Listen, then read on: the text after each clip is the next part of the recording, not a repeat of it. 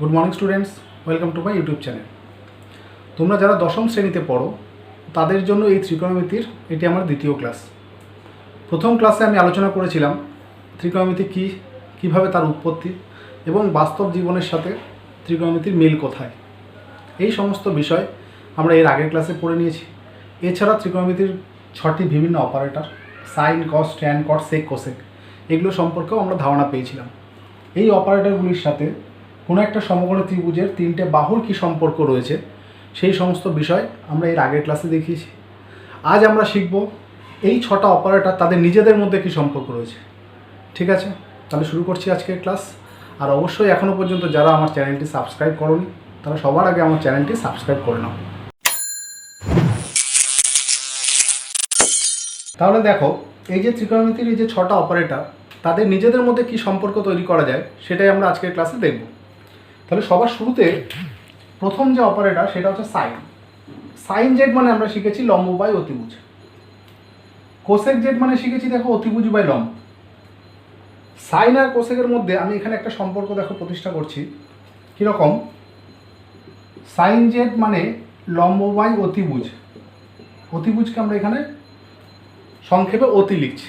ঠিক আছে, লম্ব বাই অতিভুজকে আমি 1 বাই অতিভুজ বাই লম্ব লিখতেই পারি। 1কে অতিভুজ বাই লম্ব দিয়ে ডিভাইড করলে সেটা লম্ব বাই অতিভুজই হয়। এবার 1 বাই অতিভুজ বাই লম্বর জায়গায় আমি কোসেক জেডের ভ্যালুটা পুট করে দিচ্ছি। তাহলে আমরা কি দেখতে পারলাম যে সাইন জেড মানে হচ্ছে 1 বাই কোসেক জেড। এটা একটা সম্পর্ক তৈরি হয়ে গেল সাইন এবং কোসেকের মধ্যে। এটার থেকেও আমি আরও দুটো সম্পর্ক লিখতে পারি। এটাকে লিখতে পারি কোসেক জেড, সেটাকে লিখতে পারি 1 বাই সাইন জেড। কোসেকটাকে এদিকে নিয়ে আসলাম আর সাইনটাকে নিচে নিয়ে আসলাম। তাহলে এটাকে এইভাবে বলতে পারি যে কোসেক জেড মানে 1 by sine Z.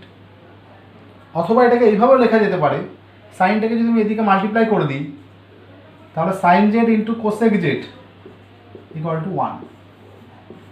Sign z, এটা এদিকে এসে sine z into cosec z equal to কত হয়ে গেল? 1। তাহলে সাইন এবং কোসেক এই যে দুটো অপারেটর তার মধ্যে এই 3টে রিলেশান 1, 2 এবং 3, এই 3টে রিলেশন আমরা পাচ্ছি। ঠিক আছে, এবার আমরা দেখব কস জেড এবং সেক জেডের মধ্যে কোনো রিলেশন আছে কিনা।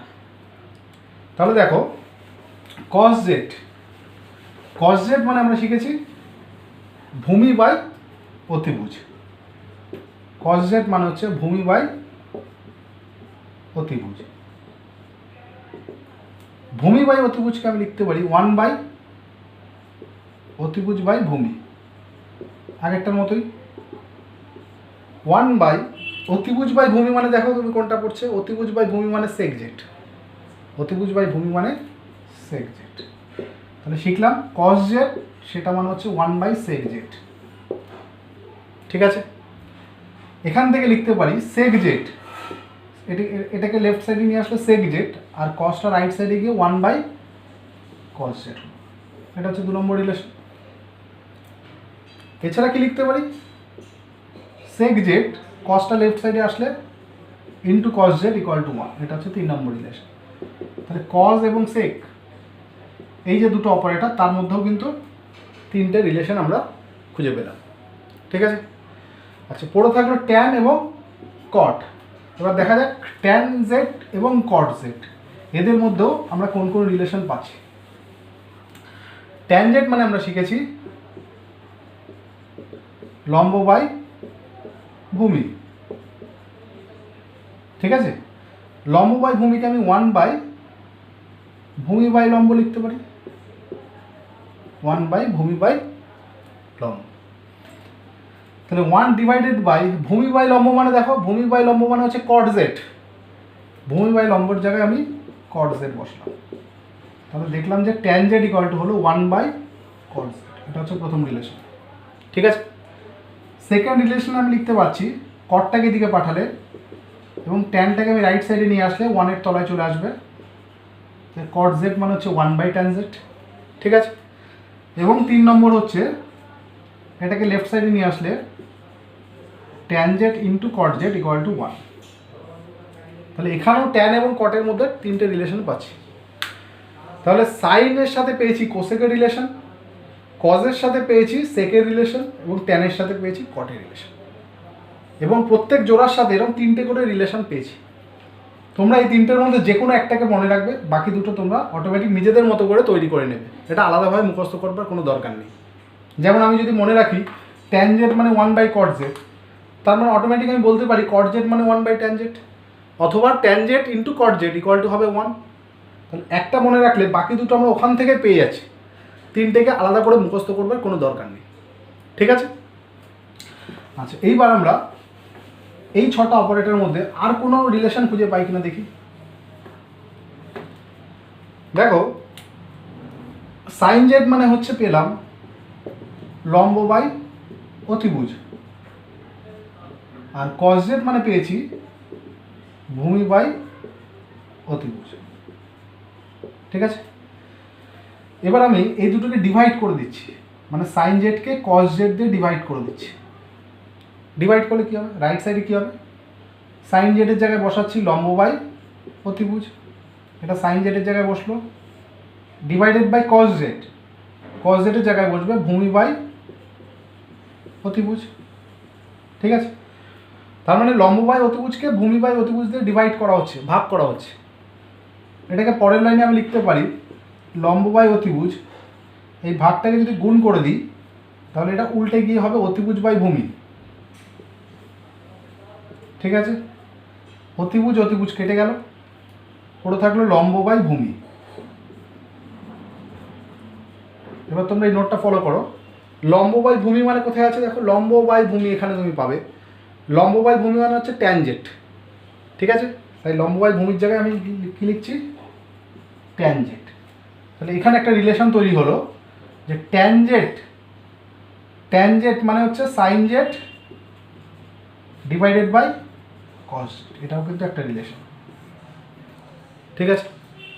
সাইন cos এবং tan এর মধ্যে রিলেশন, tan z মানে হবে sin z divided by cos z। ঠিক আছে তো? আচ্ছা, এইবার এই দুটোকে যেমন ভাগ করেছি, প্রথমে sin z কে ডিভাইড করেছি cos z দিয়ে। এবার আমরা যদি উল্টোটা করতাম, মানে cos z তাকে যদি sin z দিয়ে ডিভাইড করতাম, তাহলে দেখো কি কি পাচ্ছি? cos z মানে হচ্ছে ভূমি বাই অতিভুজ, তাকে ডিভাইড করছি sin z, sin z মানে হচ্ছে লম্ব বাই অতিভুজ। তাহলে ভূমি বাই অতিভুজ একে ডিভাইড করছি লম্ব বাই অতিভুজ দিয়ে, এখানে ডিভাইডের জায়গায় যদি গুণ করে দিই তাহলে এটা উল্টে গিয়ে আমি লিখতে পারি অতিভুজ বাই লম্ব। তাহলে অতিভুজ আর অতিভুজ কেটে গেল, পড়ে থাকলো ভূমি ডিভাইডেড বাই লম্ব। তাহলে ভূমি ডিভাইডেড বাই লম্ব, এটা আমরা এখান থেকে কাকে পাচ্ছি দেখো, ভূমি ডিভাইডেড বাই লম্ব মানে পেলাম cot z। তাই আমি ভূমি ডিভাইডেড বাই লম্বর জায়গায় cot z বসিয়ে দেবো, আর লেফট সাইডে ছিল হচ্ছে cos z by sin z। তাহলে এখানে পেলাম কি, cot z এর ভ্যালু কি পেলাম? cos z divided by sin z, এটাও একটা রিলেশন। আগেরটা ছিল tan z মানে ছিল sin z by cos z, আর এখানে পেয়েছি cot z মানে হচ্ছে cos z divided by sin z। এই রিলেশনটাও তোমাদের মনে রাখতে হবে। ঠিক আছে? এছাড়া আর কি পাই? আর কোনো রিলেশন তৈরি করা যায় কি দেখছি?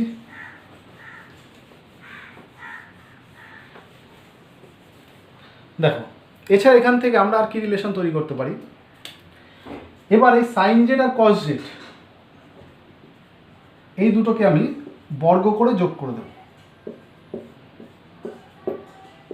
sin z তাকে বর্গ করছি, cos z তাকে বর্গ করে এই দুটোকে আমি যোগ করে দিচ্ছি।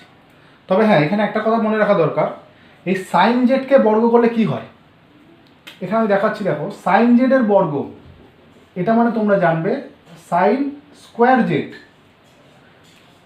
sin z কে বর্গ করলে স্কোয়ারটা কোথায় আসবে? এইখানটা আমরা লিখবো sin স্কোয়ার z। এখানে অনেকে ভুল করে এরকম লেখে যে sin z এর বর্গ মানে sin z স্কোয়ার, এটা কিন্তু নয়। sin z এর বর্গ মানে sin z স্কোয়ার নয়, sin স্কোয়ার z। ঠিক আছে? cos z এর বর্গ মানে cos square z, cos z এর স্কোয়ার নয়। z এর স্কোয়ার মানে কি? জেডটা তো এখানে একটা অ্যাঙ্গেল, জেড হচ্ছে এখানে একটা কোণ বা অ্যাঙ্গেল, কোণকে স্কোয়ার বোঝায় নয়, এই যে কোণের স্কোয়ার, সাইন জেডের স্কোয়ার, এটাকে কখনোই সাইন অ্যাঙ্গেলের স্কোয়ার হতে পারে না। কী হবে? পুরোটার স্কোয়ার। পুরোটা স্কোয়ারকে আমি এইখানে স্কোয়ার দেবো, এই হচ্ছে নোটেশন। ঠিক আছে? তাহলে তোমরা মনে রাখবে যে সাইন জেড তার স্কোয়ার মানে সেটা হচ্ছে সাইন স্কোয়ার জেড, কস জেডের স্কোয়ার মানে কস স্কোয়ার জেড, একই রকমভাবে ট্যান জেডকে যদি স্কোয়ার করো ট্যান স্কোয়ার জেড। ঠিক আছে? তাহলে এই সাইন জেড আর কস জেড এই দুটোকে বর্গ করে যোগ করছি। সাইন জেডের ভ্যালু হচ্ছে লম্ব বাই অতিভুজ তার বর্গ, প্লাস কস জেড মানে হচ্ছে ভূমি বাই অতিভুজ এর বর্গ। ঠিক আছে? তাহলে এখানেও দেখো অতিভুজের স্কোয়ার, লম্ব বাই অতিভুজ পুরোটার স্কোয়ার মানে লম্বের স্কোয়ার ডিভাইডেড বাই অতিভুজের স্কোয়ার, এরকম লিখতে পারি। প্লাস এটাকে লিখতে পারি ভূমি স্কোয়ার ডিভাইডেড বাই অতিভুজের স্কোয়ার। এই দুটোর মধ্যে লসাগু হচ্ছে অতিভুজের স্কোয়ার, অতিভুজের স্কোয়ার লসাগু। অতিভুজের স্কোয়ার লসাগু হলে প্রথমটায় থাকে লম্ব স্কোয়ার প্লাস পরেরটায় থাকে ভূমির স্কোয়ার। এইবার তোমরা এখানে পিথাগোরাসের উপপাদ্য ব্যবহার করতে পারো। পিথাগোরাসের উপপাদ্য কী শিখেছি? যে একটা সমকোণী ত্রিভুজের ক্ষেত্রে লম্ব স্কোয়ার প্লাস ভূমির স্কোয়ার এটা সমান সমান হয় অতিভুজের স্কোয়ার। এটা হচ্ছে পিথাগোরাসের উপপাদ্য আমরা শিখেছি। তো এখানটা লম্ব স্কোয়ার প্লাস ভূমি স্কোয়ার এসছে, সেটা মানে হবে অতিভুজের স্কোয়ার পিথাগোরাসের উপপাদ্য অনুযায়ী। তাই আমি এখানে লিখছি অতিভুজের স্কোয়ার ডিভাইডেড বাই নিচেও হচ্ছে অতিভুজের স্কোয়ার আছে, এই দুটো কেটে গিয়ে ইকুয়াল টু 1 হয়ে গেল। তাহলে কী শিখলাম? সাইন জেডের স্কোয়ার মানে কি বললাম? কিছুক্ষণ আগেই বললাম সাইন জেডের স্কোয়ারকে আমরা সাইন স্কোয়ার জেড বলতে পারি, প্লাস কস জেডের স্কোয়ারকে লিখবো কস স্কোয়ার জেড। তো সেই ভ্যালু ইকুয়াল টু পেলাম 1। এটা হচ্ছে সাইন কজের মধ্যে রিলেশন, সাইন এবং কজের মধ্যে প্রথম রিলেশন, মানে প্রথম সূত্র। 1 নম্বর সূত্র হিসাবে আমরা এখানে শিখলাম কি sign square z plus cos square Z equal two হবে 1। ঠিক আছে? এটা তোমাদের মনে রাখতে হবে, অঙ্ক করার জন্য খুব প্রয়োজন একটি সূত্র। আচ্ছা, এরপর দেখো, এরপর আমি কি করছি, সেকটাকে নিচ্ছি, সেক জেড তাকে বর্গ করছি, ট্যান জেডকে নিচ্ছি, এই দুটোকে বর্গ করে এবার বিয়োগ করি, দেখি কি ঘটে। দেখো, সেক জেড নিলাম আর ট্যান জেড নিলাম, আগেরটায় সাইন আর কজ নিয়েছিলাম, এবার সেক আর ট্যান এই দুটোকে বর্গ করে বিয়োগ করে দিলাম। তাহলে কি পাই দেখো, সেক জেড সেটা মানে হবে অতিভুজ বাই ভূমি তার বর্গ, ট্যান জেড, ট্যান জেড মানে হচ্ছে লম্ব বাই ভূমি তার বর্গ। তা এটাকে আমি লিখছি অতিভুজের স্কোয়ার ডিভাইডেড বাই ভূমি স্কোয়ার, লিখতেই পারি, মাইনাস এটা হবে লম্বের স্কোয়ার ডিভাইডেড বাই ভূমির স্কোয়ার। যেহেতু পুরোটা স্কোয়ার আছে তার মানে উপরের টার্মটা স্কোয়ার ডিভাইডেড বাই নিচের টার্মটা স্কোয়ার। ক্লিয়ার? এদের মধ্যে লসাগু করা যায় ভূমি স্কোয়ার, তাহলে উপরে থাকবে অতিভুজের স্কোয়ার মাইনাস লম্ব স্কোয়ার, অতিভুজ তার বর্গ মাইনাস লম্বের বর্গ। তাহলে এখানে চলে আস, এখানে অতিভুজের বর্গের জায়গায় আমি লিখতে পারি লম্ব বর্গ প্লাস ভূমির বর্গ, লম্ব স্কোয়ার বা প্লাস অতিভুজের স্কোয়ারের জায়গায় লম্ব স্কোয়ার প্লাস ভূমির স্কোয়ার, মাইনাস কি আছে লম্ব স্কোয়ার ডিভাইডেড বাই কি আছে ভূমি স্কোয়ার। এটা প্লাস লম্ব স্কোয়ার এবং এটা মাইনাস লম্ব স্কোয়ার কেটে গেল, তাহলে কি পড়ে থাকছে ভূমি স্কোয়ার ডিভাইডেড বাই ভূমি স্কোয়ার। ভূমি স্কোয়ারকে ভূমি স্কোয়ার দিয়ে ডিভাইড করলে হয় 1। তাহলে এখানে 2 নম্বর ফর্মুলা আমি কি শিখলাম, সেক জেডকে বর্গ করলে কি হয় সেক স্কোয়ার জেড, এইভাবে লিখব, মাইনাস ট্যান জেডের বর্গ মানে tan square Z equal to কী হলো 1। এটা হচ্ছে 2 নম্বর ফর্মুলা। ঠিক আছে? এখানে 2 নম্বর ফর্মুলা আমরা sec square Z minus tan square Z equal to পেলাম 1।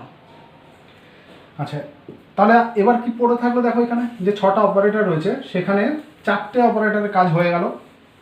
প্রথম দুটোতে পেলাম সাইন আর কসকে নিয়ে, পরের দুটো নিলাম সেক এবং ট্যান, এবং পড়ে থাকলো যে দুটো, একটা কোসেক একটা কট। তা প্রথমে কোসেক জেডকে বর্গ করছি, মাইনাস কট জেডের বর্গ, এই দুটোকে বর্গ করে এবার বিয়োগ করছি। কি পাই দেখি আমরা, কোসেক জেড মানে হচ্ছে অতিভুজ বাই লম্ব, তার বর্গ, মাইনাস কট জেড মানে হবে ভূমি বাই লম্ব, কট জেড মানে ভূমি বাই লম্ব, তার বর্গ। তো পুরোটার বর্গ মানে এরা সেপারেট হয়ে গেল, মানে অতিভুজের বর্গ হয়ে গেল ডিভাইডেড বাই লম্বের বর্গ, মাইনাস এটাকে লিখব ভূমির বর্গ ডিভাইডেড বাই লম্বের বর্গ। তাহলে দেখো এখানে এটা মানে অতিভুজের বর্গ বাই লম্বের বর্গ মাইনাস ভূমির বর্গ বাই লম্বের বর্গ। তাহলে এখানে লম্বের বর্গ মানে লম্ব স্কোয়ার, এটা হচ্ছে আমাদের লসাগু। লম্ব স্কোয়ারকে যদি লসাগু করি, উপরে আসছে অতিভুজের স্কোয়ার মাইনাস ভূমি স্কোয়ার। এবার আমরা এখানে আগের মতো পিথাগোরাসের উপপাদ্য ব্যবহার করব। অতিভুজের স্কোয়ার মানে হচ্ছে লম্ব স্কোয়ার প্লাস ভূমি স্কোয়ার, এটা পিথাগোরাসের উপপাদ্য। তাই আমি অতিভুজের স্কোয়ারের জায়গায় বসাচ্ছি লম্ব স্কোয়ার প্লাস ভূমির স্কোয়ার মাইনাস এই ভূমি স্কোয়ার ডিভাইডেড বাই আছে লম্বের স্কোয়ার।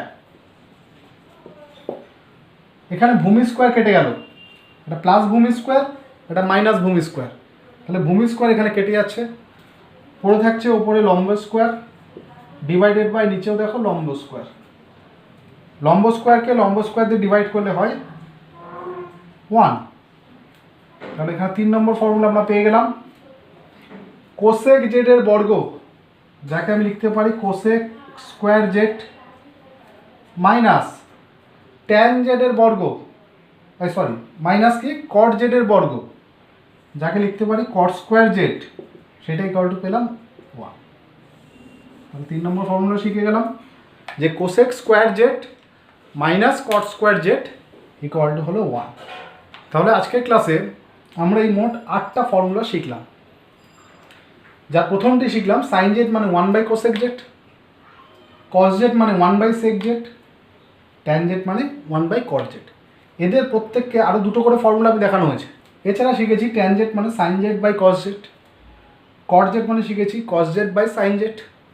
আর এখানে 3টে important formula, sine square z plus cos square Z equal to 1, sec square Z minus tan square Z equal to 1, এবং cosec square Z minus cot square Z equal to 1 হয়।